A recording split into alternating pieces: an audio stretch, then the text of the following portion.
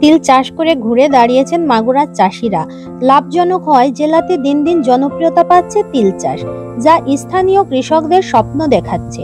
অন্যান্য ফসলের মতো তিল চাষে তেমন ঝামেলা নেই বললেই চলে।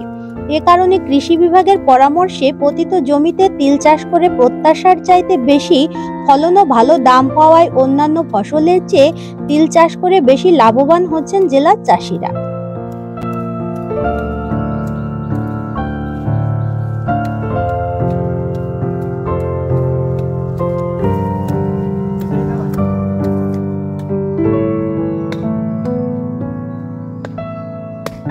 জমিতে তিল করেছি, তাতে ফুল ফল যা আইছে খুব ভালো আইছে, তাতে আমরা লাভবান।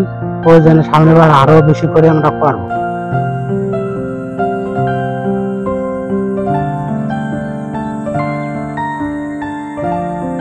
তিল একটি তেল জাতীয় ফসল। সরকারের উদ্দেশ্য হচ্ছে তেল জাতীয় ফসল উৎপাদন বৃদ্ধি করা। মাগুরা জেলাতে তিলের আবাদ ব্যাপকভাবে হয়। এবছর আমাদের লক্ষ্যমাত্রা ছিল 2755 হেক্টর, সেখানে আমাদের আবাদ হয়েছে 3424 হেক্টর। এবং যেহেতু পাটের আবাদ তুলনামূলকভাবে কম হয়েছে, সেই জমিগুলা তিলের আবাদ হয়েছে এবং তিলের এবারে ফলন হয়েছে 1.29 টন পার হেক্টর। এবং তিলের ভালো বাজার দর পাওয়াতে কৃষক দিন দিন তিলের আবাদ বৃদ্ধি করতেছে এবং এখান থেকে কৃষক বেশ লাভবান হচ্ছে। স্থানীয় বাজার সহ সারা দেশে রয়েছে এই তিলের ব্যাপক চাহিদা।